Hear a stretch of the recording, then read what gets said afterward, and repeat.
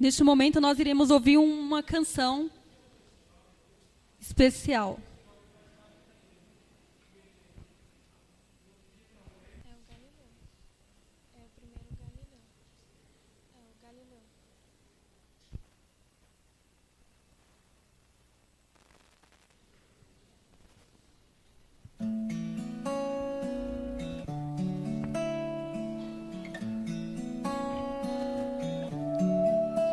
Quando eu era criança, mamãe me contou a história da mulher que sofria de um mal sem solução. Falavam que ela era imunda e dela ninguém tinha compaixão. Vivia como intocável e na solidão. Mas quando ela ouviu falar do homem galileu, dos milagres que ele fizera em nome de Deus, se apertou em meio à multidão e conseguiu tocar o manto com suas mãos. Sua fé a salvou e uma nova vida começou.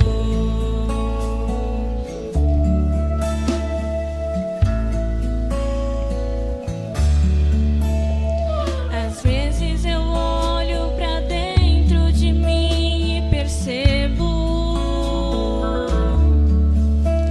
que entre eu e aquela mulher não há distinção. Por pecados me tornei intocável, impuro é o meu coração. Às vezes acho que a vida não tem mais razão. O meu desejo é estar no meio da multidão, tocar o manto do Galileu com minhas próprias mãos. O seu poder vai além da razão, pode tornar limpo e puro meu coração. Sua própria vida para me salvar. O meu desejo é estar no meio da multidão, tocar o manto do Galileu com minhas próprias mãos. O seu poder vai além da razão, pode tornar limpo e puro meu coração.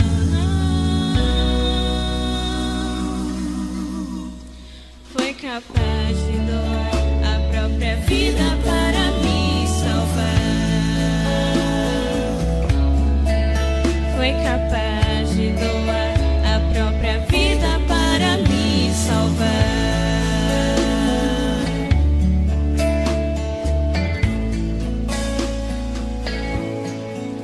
Deus foi capaz de doar a própria vida para mim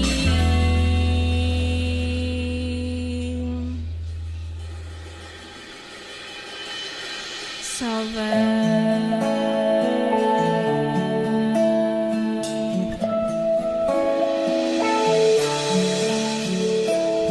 Amém.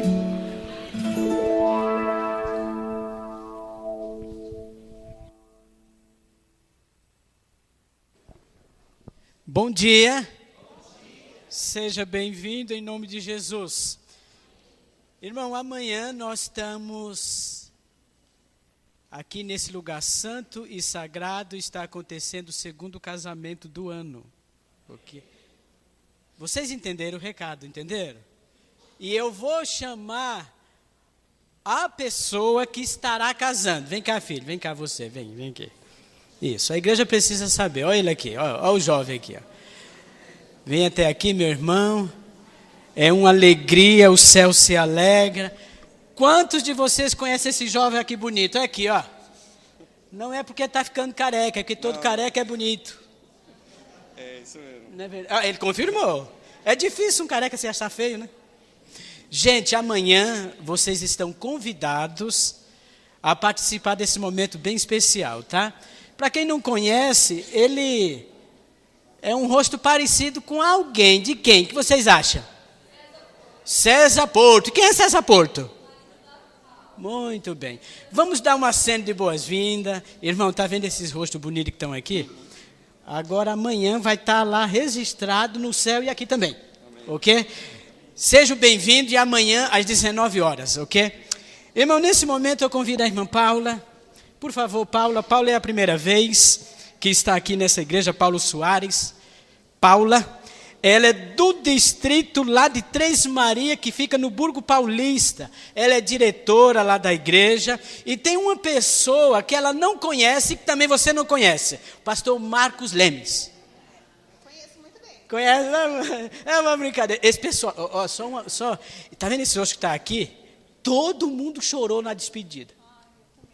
Chorou também? Ah, então. Irmã, vamos dar uma cena de boas-vindas. É a convidada do Senhor para o recado nessa manhã. Que Deus te use. Amém. Amém, irmão. Graças ao Senhor, porque estamos na presença dEle, né? É muito bom estar aqui. Eu estou muito honrada pelo convite. O pastor Marcos é um grande amigo mesmo. Ele me socorreu muito quando eu tive uns problemas sérios de depressão e foi feio o negócio, mas o Senhor me salvou. O Senhor me restaurou assim por completo. E graças a Ele que eu estou aqui hoje, né? Viva, para a honra e glória do Senhor, para testemunhar, para falar o quanto o Senhor é fiel, como Ele é digno de nosso louvor, né? Estamos felizes por isso. Antes de mais nada, vamos orar. Pai Santo, Deus querido, estou aqui na Tua presença e esses servos Teus também vieram Te adorar, Senhor. São adoradores fiéis, são filhos resgatados pelo sangue de Cristo. E neste momento nós viemos aqui ofertar o nosso coração, a nossa mente, em louvor e glória ao Teu santo e bondoso nome, Pai querido. Neste momento pedimos a presença, a continuidade da presença do Teu Santo Espírito. Que a paz, que a misericórdia e o amor possam invadir a nossa vida e que possamos, através da nossa reverência, ouvir a Tua voz e colocar em prática em nossa vida aquilo que o Senhor quer de cada um de nós, Senhor. Louvado seja o Teu nome para todos sempre. Te rogamos em nome de Jesus. Amém. Irmãos, eu sou a Paula, né? Meu nome, na verdade, é Ana Paula, mas todos me conhecem por Paula, então eu já vou logo... abreviando, porque acho que a família acostumou a gente assim, né? E eu gosto do meu nome, Ana Paula, mas se alguém me chamar de Ana Paula, é porque não tem intimidade, né? Então, por isso que eu me apresento como Paula. Eu sou de uma pequena igreja, né? Um grupo ainda, nós somos um grupo, chama-se Jardim Três Marias. Né? Eu sou uma das Marias, mas tem mais de 3 Marias lá na nossa igreja. Uma igrejinha pequena, nós temos, na verdade, em torno de 45 membros ativos, né? E a igreja é uma casa. É engraçado, vocês forem lá, vocês são convidados para conhecer a nossa igreja. A igreja ela é uma residência, e em cima ela tem um salãozinho. O salão até é um tamanho legal, porque a gente mudou, tem mais ou menos 3 anos, a gente paga aluguel ainda, mas na época que a gente morava era um salão muito apertadinho, e aí a salinha das crianças não tinha, e isso era uma dificuldade, porque nós precisamos de um espaço, né, e aí a gente mudou, e a gente está num local lá para a honra e glória de Deus. E eu agradeço ao Senhor, porque vocês têm uma bela igreja, né, que vai ficar mais bonita quando terminar, mas aqui é um lugar aconchegante. Eu fiquei feliz em ver. Cada congregação que eu conheço, eu me animo, porque eu sei que o evangelho tem sido pregado e que o Senhor ele tem atuado muito em nosso meio, e às vezes a gente não enxerga, mas a gente vê que Deus ele age em todos os momentos da nossa vida, principalmente quando o povo de Deus se reúne para adorar a Ele, né? Então, eu estou muito feliz neste sábado em repartir o pão da vida com vocês. Irmãos, a mensagem que eu trago, uma mensagem inspirada pelo Senhor, graças a Ele, né? E nós vamos abrir a palavra em 2 Samuel 23, verso 8. Verso 8, inicia no 8 e termina no 12. Vocês conhecem muito bem um personagem importante, um salmista, um rei, um guerreiro, chamado Davi, né? Vocês conhecem muito bem. E aqui, essa situação que nós vamos estudar hoje, foi bem no finalzinho da vida dele, quando ele já estava velhinho, quando ele já estava morrendo, né? E assim, como é interessante quando a gente vive uma vida reta, como Davi foi escolhido, foi titulado por Deus como um homem segundo o coração de Deus.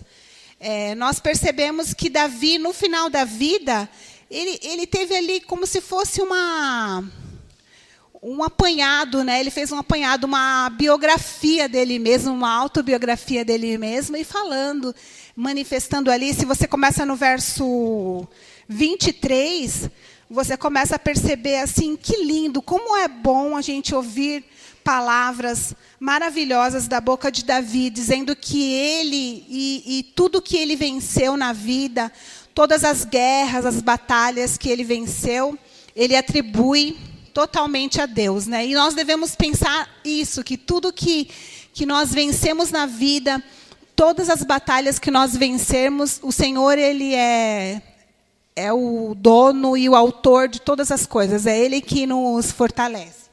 Então, vamos começar a ler aqui, no verso 23. Não, o capítulo 23, 2 Samuel, verso 8. Aí diz assim, ó. Os valentes de Davi. São estes os nomes dos valentes de Davi. Josebe-Basebete, filho de Taquemone, o principal de 3. Este brandiu com uma lança contra 800 e feriu de uma vez. Depois dele, Eleazar, filho de Dodô, filho de Aoi. Entre os 3 valentes que estavam com Davi, quando desafiaram os filisteus, ali reunidos para a peleja, quando já se haviam retirado os filhos de Israel. Ele se levantou e feriu os filisteus, até lhe cansar a mão e ficar pegada à espada. E naquele dia o Senhor efetuou grande livramento, e o povo voltou para onde Eleazar estava somente para tomar os despojos. Depois dele, Sama, filho de Agé, o Ararita, quando os filisteus se juntaram em Leí, onde havia um pedaço de terra cheio de lentilhas, e o povo fugia de diante dos filisteus. Pôs-se Sama no meio daquele terreno e o defendeu, e feriu os filisteus, e o Senhor efetuou grande livramento. Amém. Nós vemos aqui 3 valentes. Davi possuía mais valentes, ele possuía generais importantes, no qual venceram muitas guerras. Mas aqui ele atribui, é como se ele falasse assim, olha, eu não fiz tudo sozinho, eu tenho amigos, eu tenho irmãos para atribuir tudo isso. E, além de Deus, eu tenho esses irmãos. Só que, assim, a história, né, a Bíblia conta que esses valentes foram escolhidos numa fase bem difícil da vida de Davi, né? Vocês sabem que ele foi muito perseguido, né?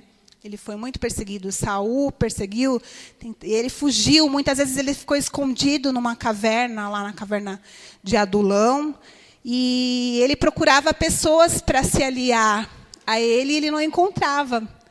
Aí, essas pessoas que ele encontrou eram pessoas vagabundos, pessoas que estavam fugindo, que estavam devendo, pessoas que estavam sofrendo por algum medo, por alguma situação terrível da vida. E aí ele conseguiu levar o amor, o poder de Deus através do evangelho dele, né, que ele conhecia, da palavra que ele conhecia. Então a gente vê assim como é importante a vida de Davi. E agora nós vamos estudar, nós vamos esmiuçar a palavra no sentido de nós colocarmos alguma coisa que venha nos ensinar, que venha nos dar ensinamento para que possamos ter a percepção. Que nós vivemos uma guerra espiritual, isso é fato. Não sei se os irmãos percebem como o cerco vai se fechando, né? A gente vê situações que aconteciam. Eu conto para vocês assim, porque eu não nasci na igreja, mas quando eu entrei para a igreja eu tinha 18 anos.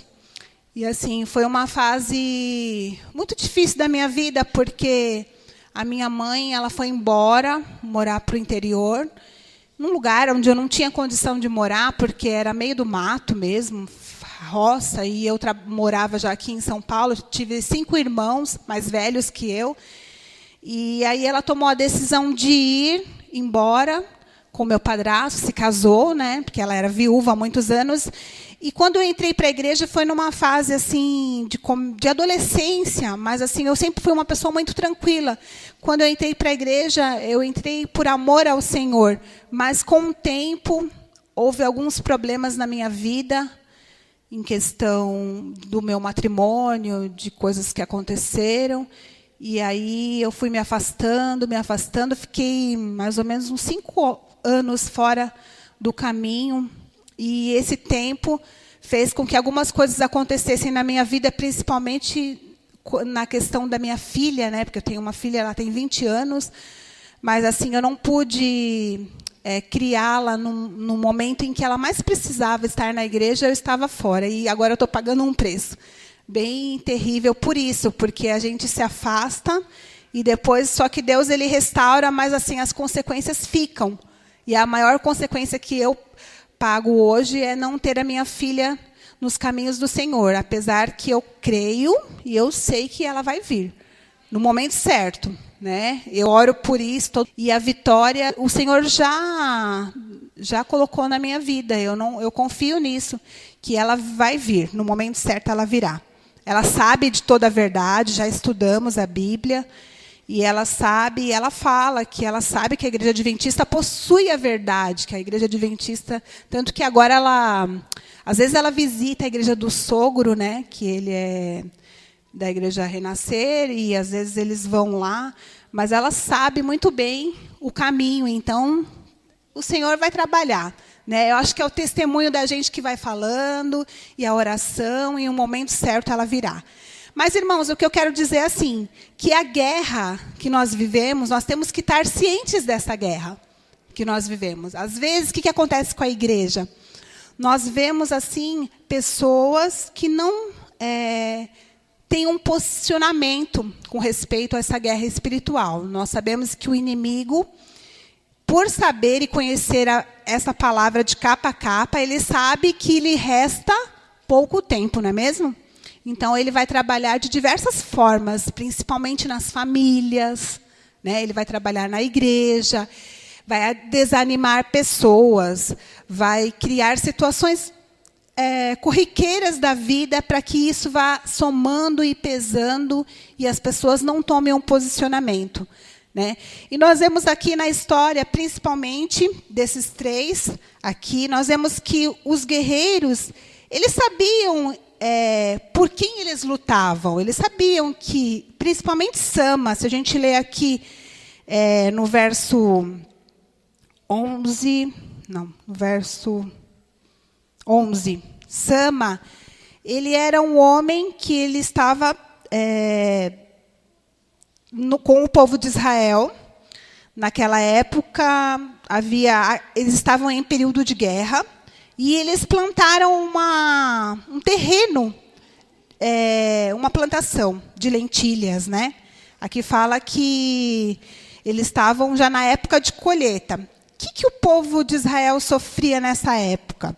Toda vez que o povo plantava, quando estava na época de colheita, o que acontecia?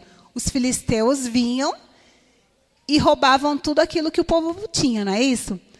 E aí, Sama, nesse momento aqui, veio o povo, né, veio o povo filisteu para roubar aquilo que ele havia plantado. Quando a gente planta, não é simplesmente você chega aqui na terra, coloca a semente lá. Você tem que trabalhar todos os dias para que essa semente, né, floresça, para que produza o fruto da terra. Não é simplesmente... Eu nunca trabalhei com isso, mas eu imagino que você precisa arar a terra, você precisa adubar, você precisa cuidar, você precisa regar.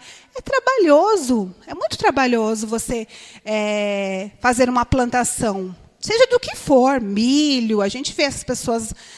no interior, que às vezes a gente vai viajar e vai conhecer algum lugar, a gente vê que todos os dias você tem que ter um cuidado com a planta para ver se não tem nenhuma praga, para ver se não tem nenhum problema, não é? Então é trabalhoso. E assim, o povo de Israel plantava para comer, era para se sustentar.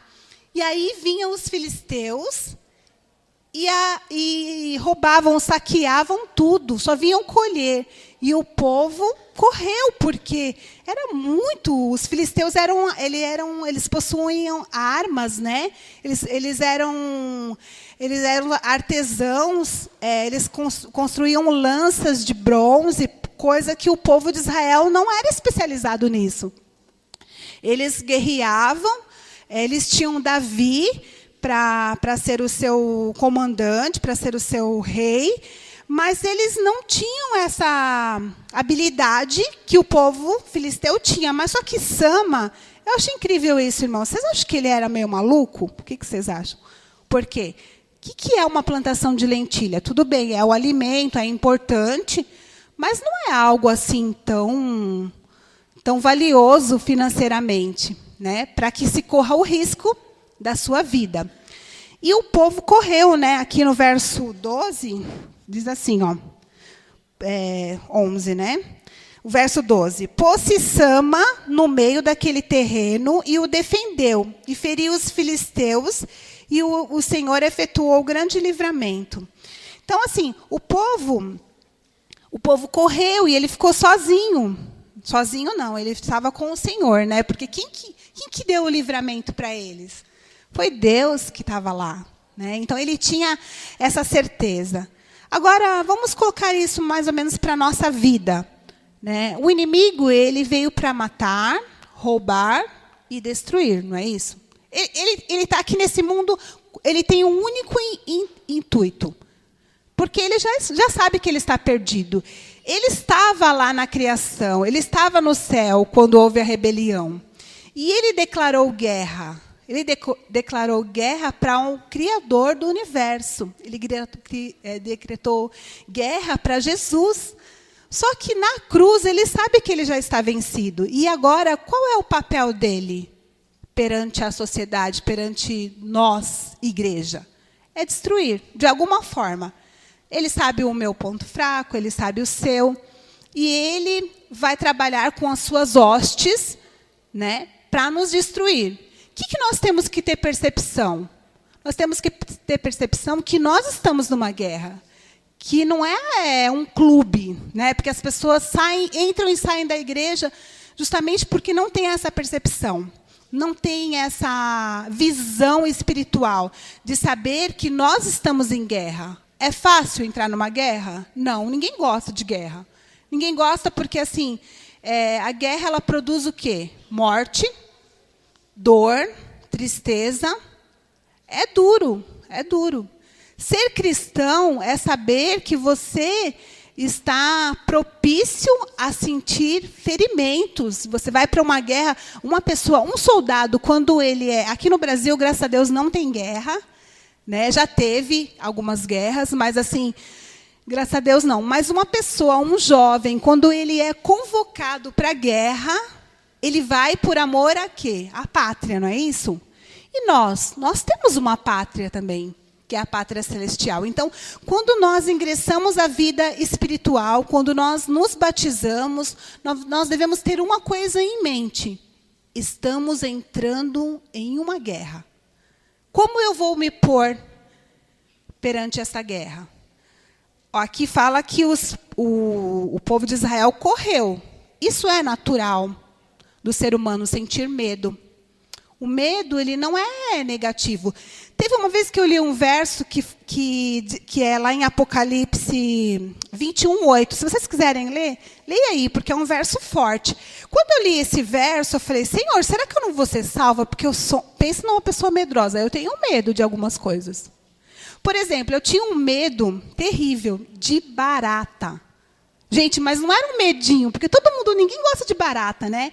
Mas, por exemplo, quando eu via uma barata, isso antes de eu ser curada, do processo todo que eu passei. Quando eu via uma barata, para mim aquilo era um monstro que ia me atacar, porque eu tinha um medo, eu corria, eu ficava assustada, muito assustada, meu coração parece que ia sair pela boca. Não é uma besteira isso? Mas assim, o medo, ele não é negativo, sabia? Porque o medo, ele faz com que nós tenhamos respeito pelo perigo, não é isso? O que o medo produz? O medo não é negativo, Deus sabe. Jesus teve medo, um pouco de medo. Quando ele estava para passar tudo o que ele ia passar, ele pediu para Deus, se possível, passasse aquele cálice dele. Todas as pessoas têm medo. Pedro, que foi um homem de Deus, ele teve medo, ele negou a Jesus. Davi foi covarde também em algumas situações, todos foram. Mas o essencial de tudo é nós acreditarmos que o Senhor é quem luta por nós, né? Vamos lá, vem Apocalipse 21:8. Olha só. É forte.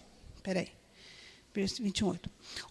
Quanto, porém, aos covardes, aos incrédulos, aos abomináveis, aos assassinos, aos impuros, aos feiticeiros, aos idólatras, e a todos os mentirosos, a parte que lhes cabe será o lago que arde com fogo e enxofre, a saber, a segunda morte.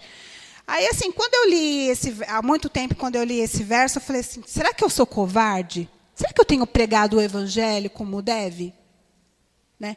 Outra coisa que eu tinha medo, na época de distribuição de livro, eu tinha um medo, no começo, faz um tempo já. Nossa, eu tinha um medo de rejeição, tinha um medo de distribuir. Eu não ficava feliz, eu ia porque eu tinha que dar o exemplo, eu era diretora de jovens, eu tinha que dar o exemplo, mas aquilo para mim era terrível de bater nas portas. Tinha um medo da pessoa falar, me xingar, sabe, me maltratar. Ninguém gosta de ser maltratado, você entendeu? Covarde. Covarde não é nesse sentido, né? Sama, ele foi corajoso. Eu creio que, assim, aos olhos humanos, ele foi meio louco, porque ninguém defende por causa de lentilha. O que é lentilha, gente? Eu nem gosto muito de lentilha, não sei se vocês gostam. Você gosta? Tem gente que não suporta nem o cheiro. Você chegar lá no meio de um terreno, todo mundo correu. Irmãos, imagina. Vamos contar uma cena aqui. De repente, nós estamos aqui louvando ao Senhor, glória ao Senhor, louvando, cantando. Chega 3 homens armados aí. E fala aqui, quem que é? Que vocês estão fazendo aqui? Vocês são filhos de Deus? Vocês estão servindo a Deus? Então, é o seguinte. Quem estiver louvando a Deus verdadeiramente, quem não estiver, vai embora, porque os que ficarem vão morrer, né? Vamos dizer assim. Quem ficaria, irmãos? Vamos pensar, vamos colocar na nossa vida. Será que eu ficaria? Será que eu teria medo de morrer?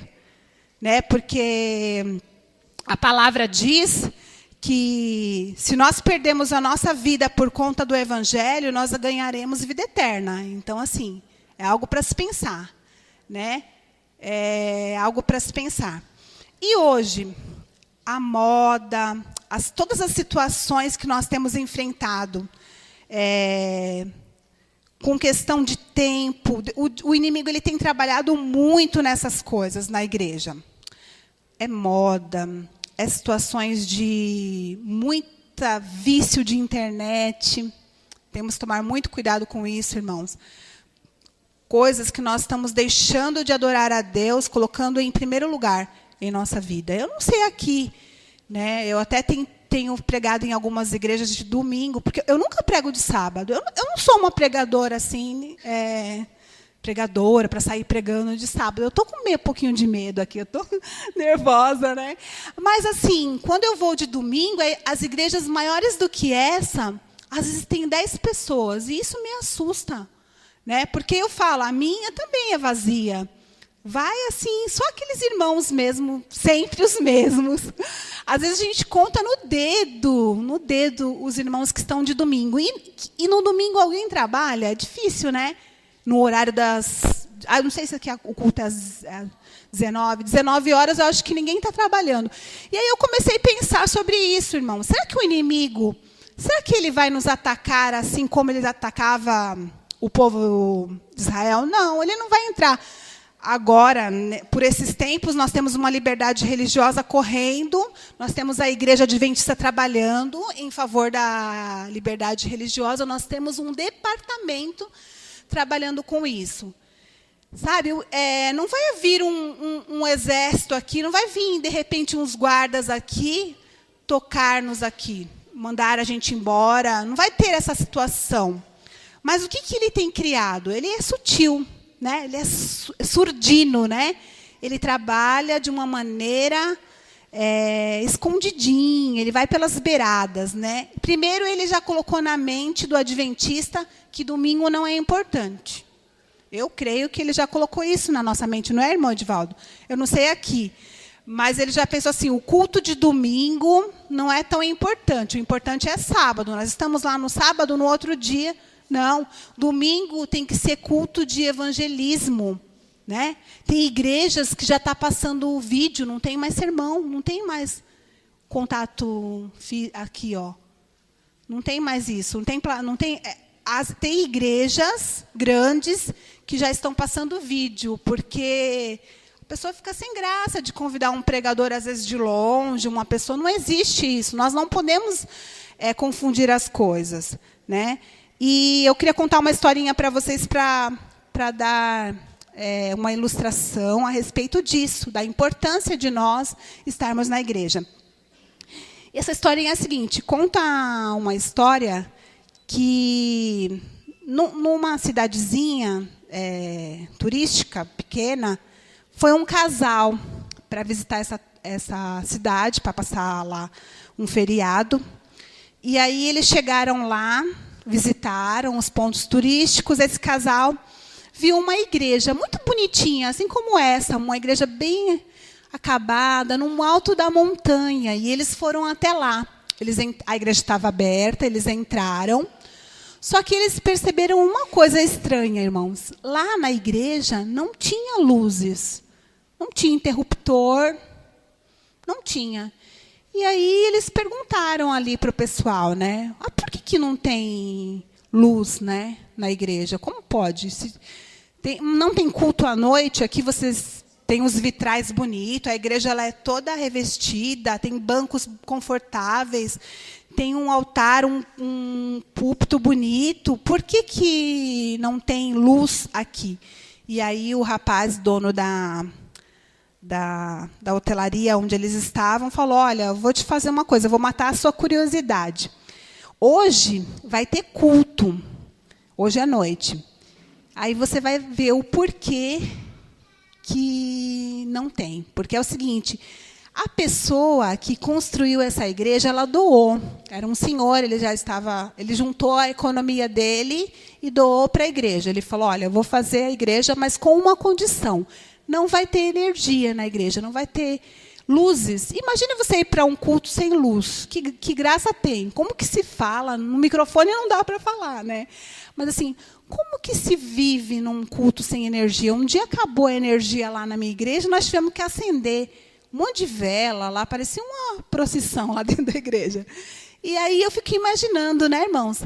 E aí aquele casal mais curioso falou, nossa, então hoje nós vamos saber o porquê, é isso? Ele falou, sim, hoje vocês vão ver.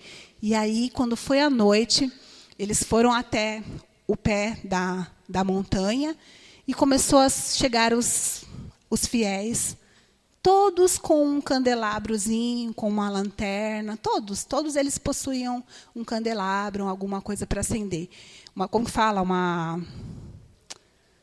Esqueci o nome. Um lampião, uma lanterna, e todos foram subindo, e a igreja ela foi ficando iluminada, e os vitrais brilhavam, porque assim, cada um trazendo a sua luz para dentro da igreja. Que lindo! E o propósito daquele senhor, quando ele doou a igreja, era esse.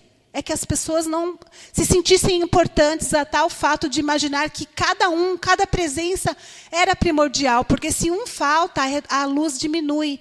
E todos nós somos luz a brilhar. Sabe, irmãos, quando às vezes a gente pensa de não vir para o culto de domingo, de quarta-feira, nós estamos deixando de testemunhar. Sabe, quando a gente usa o celular, é bom usar. Eu uso, às vezes, porque eu tenho um problema de visão de perto, e às vezes eu uso. E a minha Bíblia ainda é pequena, assim, eu até preciso de uma maior, de letra maior. Mas, sabe, quando nós colocamos a Bíblia embaixo do braço, não estamos mostrando que nós somos santos. Nós estamos mostrando ao mundo que nós precisamos de Deus.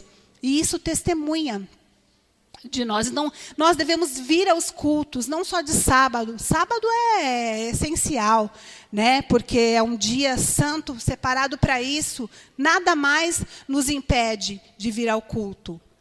Nós guardamos o sábado, somos adventistas. Se não viemos na igreja, meu Deus, aí o negócio está feio, né? Mas nós devemos valorizar os cultos, porque, irmãos, eu te falo uma coisa. Quando eu tive aquela história da depressão, na verdade não foi uma depressão, foi síndrome do pânico. Olha eu aqui, covarde de novo. Eu tive um problema. Como é o nome? A Val sabe, né, Val? Eu contei para a Val. A Val, olha só a Val. Eu conheci ela lá no concílio? Não, na reunião do JA, e agora encontrei ela aqui, que legal. Então, quando eu tive esse problema, eu fiquei magrinha. Agora eu falei, puxa, já tudo que eu tinha que engordar, eu já engordei. Mas eu fiquei magrinha, eu fiquei muito doente. O pastor Marcos me ajudou muito, porque eu tive uma grande decepção, irmãos. E olha como o inimigo é. Ele vai trabalhar na sua família. Ele vai trabalhar de alguma forma que o seu maior medo se realize. Esse que é o intuito dele. O povo lá tinha medo, porque quando eles plantaram aquela sementinha lá da lentilha, todos os dias eles iam regar, todos os dias eles iam cuidar para que os passarinhos não levassem. E eles regavam, e eles, no deserto não tem água, eles iam lá, cavavam o poço para achar água, eles faziam lutas para conseguir plantar. Na sua vida também, você vai lutar para ser feliz, você vai lutar por uma faculdade, você vai lutar por um emprego, você vai lutar pela sua família, e o inimigo ele vai vir como o povo filisteu. Ele vai vir. Se ele não vir, é porque tem alguma coisa errada. Ele vem. E ele veio na minha vida de forma terrível, porque eu tinha o meu marido, ele era diretor de igreja, e ele me traiu. E eu quase morri de tanto desgosto. E aí foi a hora que o pastor Marcos entrou na minha vida, e me ajudou, e a igreja me abraçou, e foi aquela situação, eu fiquei muito mal. Mas, assim, ele vai entrar na sua vida de alguma forma. Pensa, irmãos, pensa como é duro você servir a Deus e passar por situações dessa. É terrível. Só que, assim, você tem que ter uma visão. Você está numa guerra e é para lutar. É para se colocar no meio do campo, como diz lá, né? O Sama se colocou no meio. Ele não se colocou na beiradinha, não, irmãos. Ele se colocou no meio. Sabe o que é que se colocar no meio? É vestir a camisa. Os jogadores do Brasil lá, o pessoal está falando que eles não vestiram a camisa muito, não, que eles não lutaram muito. Mas lutaram, cada um agora, né? O pessoal fica muito envolvido com futebol, com tantas bobagens, né? Se esquecem de buscar ao Senhor. Mas vestir a camisa é no sentido de você falar, eu sou um servo de Deus, eu sou um adventista do sétimo dia, eu sou testemunha viva de Deus. Não importa, o inimigo ele vai vir querer roubar aquilo que te pertence, que você conquistou com suor. Não estou falando de coisa material, não. Estou te falando de coisa espiritual, que você luta, que você clama, que você busca. É um cargo. São pessoas que vão vir de maneira terrível. São pessoas que vão vir de maneira terrível para te tirar o foco, né? Porque o joio está misturado com o trigo. Não devemos nos desanimar. Tudo que o inimigo tiver que trabalhar, ele vai trabalhar, e é agora, irmãos. É o momento de nós buscarmos, de nós orarmos todos os dias de manhã, à tarde, à noite, como Davi, como outros faziam, entendeu? Buscar ao Senhor. E eu acho interessante assim que esses guerreiros, teve um que ele lutou. Eu fiquei rindo outro dia quando eu li essa palavra, sabe, irmãos? Porque assim, ele lutou com tanto afinco, todo mundo correu também. O povo covarde, né? Veio o inimigo, em vez do povo se unir, porque a união faz a força, não é? O povo corria. Corria embora, irmãos. E esse daí, ele ficou, coitado, grudou numa espada, lutou, porque ele aprendeu isso com Davi, sabe? Teve uma situação de Davi também, que Davi falou assim, eu até ri agora com a menina ali, quando eu fui tomar água, né? Eu lembrei, porque assim, teve uma história que Davi falou assim, puxa, eu estou com uma vontade de tomar uma água. Que engraçado, né, irmãos? Quem tem vontade de tomar uma água de tal lugar?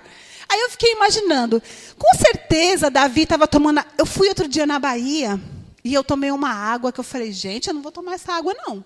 Desculpa falar, mas a água lá daqueles cisternas lá, ela é muito pesada, não é? Diferente, né? E aí Davi falou, eu estou com vontade de tomar uma água lá do poço de Adulão. Você sabe que esses aqui, esses valentes, eles tinham uma intimidade. Como é bom a gente ter intimidade com os irmãos, sabia?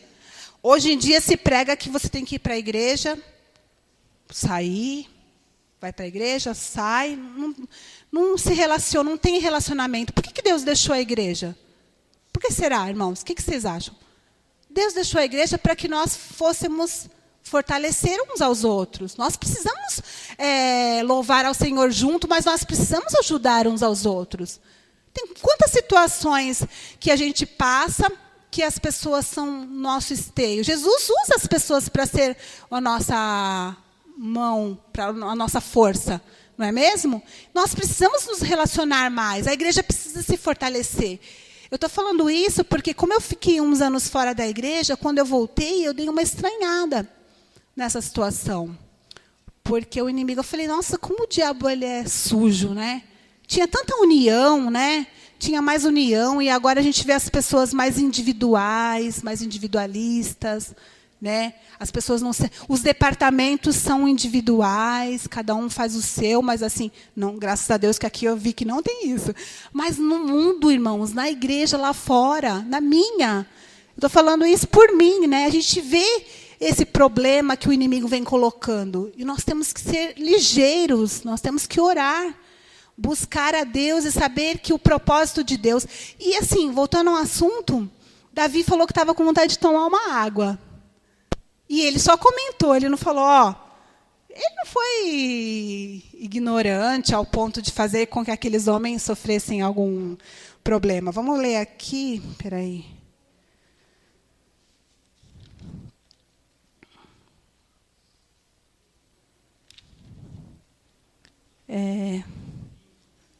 Acho que é o verso... Eu me perdi. 15? 2 Samuel. Espera aí. Então, aqueles homens... Davi ele fez um comentário, né? Quem me dera que eu beber a água do poço que está junto à porta de Belém. Ele deu uma saudade da água fresquinha, aquela água diferente. Ele fez um comentário. E aqueles homens corajosos, que eram seus generais, se reuniram. Vamos ler lá? Verso 15, vamos lá. Suspirou Davi e disse, quem me dera beber água do poço que está junto à porta de Belém? Então, aqueles 3 valentes, olha o que eles fizeram, irmãos. Romperam pelo acampamento dos filisteus e tiraram água do poço junto à porta de Belém, e tornaram-na, e levaram a Davi, e ele não quis beber. Irmãos, isso é tremendo, irmãos, isso é tremendo. Pensa bem, você está com vontade de tomar uma água. Olha, eles romperam, sabe o que eles fizeram? Eles passaram pelo meio do inimigo. Isso não é uma coragem que vem de Deus?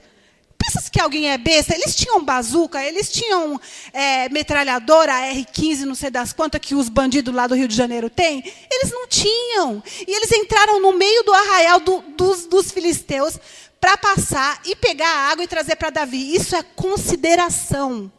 Consideração, é amor. Sabe? É o amor que eu senti pela minha igreja quando eu passei por aquele vale. É um amor assim que, nossa, me arrepia. Eu não gosto nem de sair. Eu estou aqui, mas o meu coração está lá. Você sabe por quê? Porque hoje eu falei para o irmão, eu estou com vontade de pôr outra pessoa para ir no meu lugar. Porque a minha igreja está desfalcada hoje lá. O clube é a igreja. A igreja é tão pequena, irmãos, que o clube é a igreja. Pensa, está o diretor de jovem, está o diretor dos desbravadores, está o grupo que canta o louvor, está tudo lá como que fala? No acampamento do desbravador que tem hoje, que eles vão, irmãos, o clube tem 8 pessoas, mas pensa nos meninos danados. Eles vão lá para acampamento, eu não sei o nome, vocês sabem, né? Que é da divisão aí, sul-americana, Campuri. Eles vão, eles têm uma garra. Sabe quantas pessoas tem no clube? Eu acho que entre a diretoria e tudo são 12, e eles vão. Eles lutam, e eu apoio, irmãos, eu apoio. A minha igreja, eu apoio. Às vezes eu deixo de comprar até uma roupa para dar o dinheiro. Eu faço de tudo, e a igreja tem que se unir para ajudar os jovens. Vocês têm que fazer a mesma coisa, porque é o futuro da igreja. Entendeu? Então, irmãos, pensa, é um amor incrível desses 3. O que faz esse amor aqui? Será que é coragem, irmãos? Os covardes, porque eles foram chamados quando eles eram pessoas do nada, que não tinham nada. Eles foram chamados. O Senhor, Ele transforma. Se você se sente covarde como eu me senti, e às vezes me sinto, nós temos que confiar nesse Deus, né? Que deu um grande livramento, porque Ele vai dar um livramento para você. Isso é fato. E a promessa, ela não é falha, irmãos. A promessa de Deus. Que Ele vai dar um grande livramento para você. Que assim como Ele deu o livramento para esses jovens que se disporam, tanto o Sama, que se colocou no meio, como os outros que se colocaram no meio. O Senhor, Ele sempre dá livramentos. Né? Vamos ler, para encerrar, irmãos, que eu falo muito, né? Nós vamos pensar, né? O que é o campo de lentilhas para você? Sabe? Para Sama, era a sua honra. Era o alimento do seu povo. Era o pão. Para Sama, era a honra. E ele sabia quem era o rei dos exércitos. Que não era Davi que era o rei. E sim, o Senhor Deus, Criador do céu e da terra. O Senhor Jeová Triuno. Nós temos que ter... Essa certeza é básica. Essa certeza é a única coisa que devemos ter nessa vida. Não importa, irmãos, se vocês esqueceram o que eu falei aqui, lembre-se que Deus, Ele já venceu por você. Se você se colocar no meio, se você vestir a camisa, se você se propor a ser usado, Ele vai fazer a diferença. E a vitória será certa. Logo nós teremos uma situação maravilhosa que está em Apocalipse 3,15. Vamos ler? Apocalipse 3,15.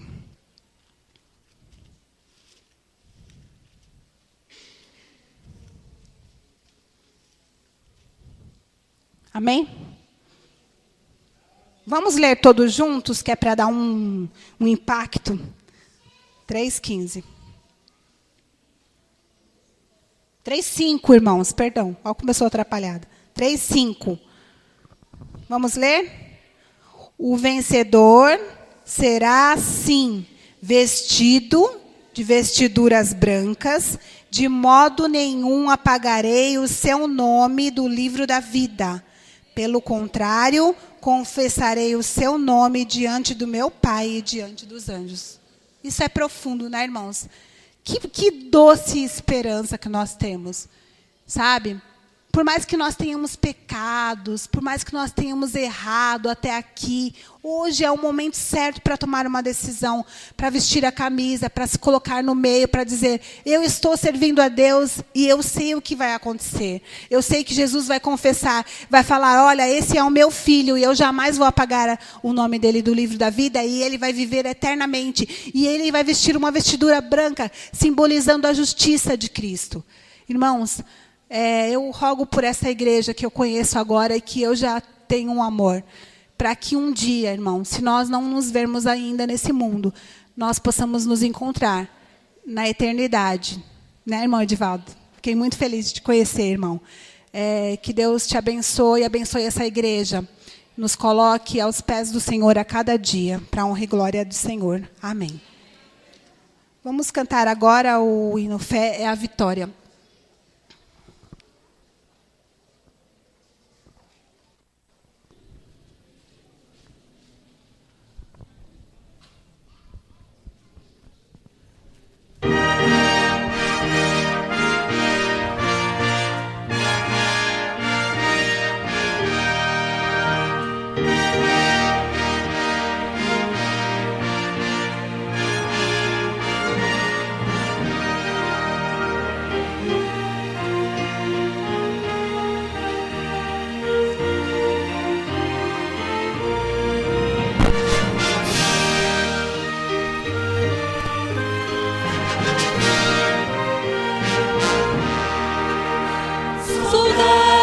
De Jesus, Senhor, cristãos, ó despertar, da noite já as trevas vêm, depressa batalhai, e contra os inimigos e sair a combater, a nossa fé vitória é ao mundo irá vencer.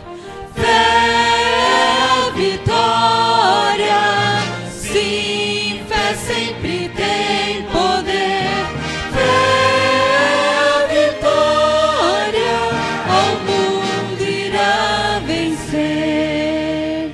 Sob a bandeira que pra nós é o santo amor de Deus, trilhemos o caminho aqui que leva para os céus. Os santos crentes pela fé vencerão Satanás. A nossa fé vitória é a todos traz a paz. Fé, vitória, sim, fé sempre tem poder. Fé, vitória, ao mundo irá vencer. Aquele que viver na fé, justiça alcançará. Um novo nome há de ter, perdão receberá. Assim, bem firmes pela fé, unidos em amor, nós venceremos com poder que vem do Salvador. Fé, vitória, sim, fé sempre tem poder. Fé, vitória, ao mundo irá vencer.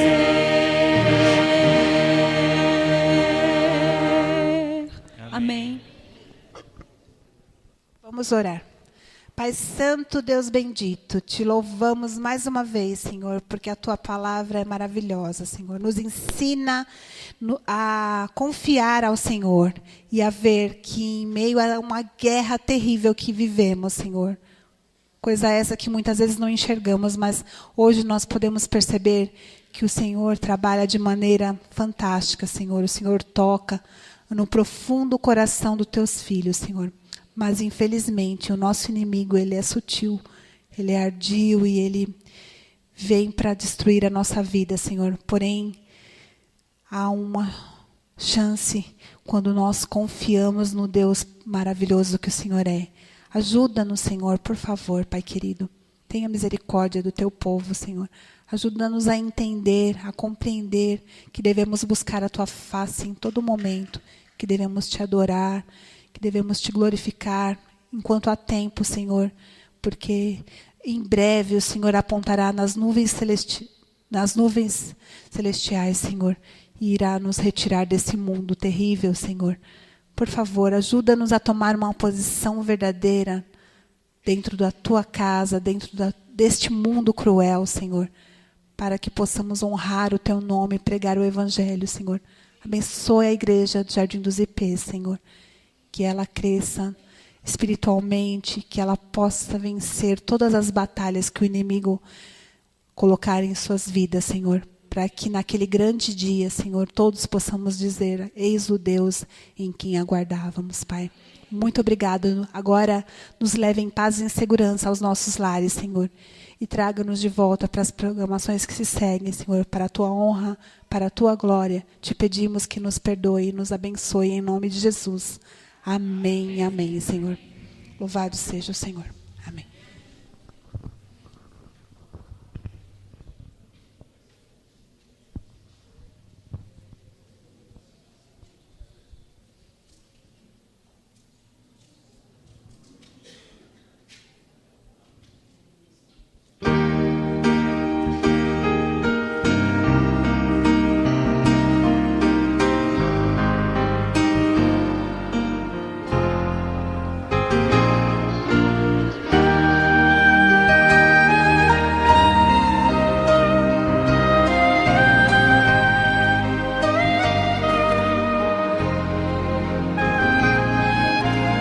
Vamos deixar este lugar cheio de paz e de poder. Vamos a Deus agradecer, por em amor e em fé nos manter. Dá-nos tua perfeita paz, que tua forte mão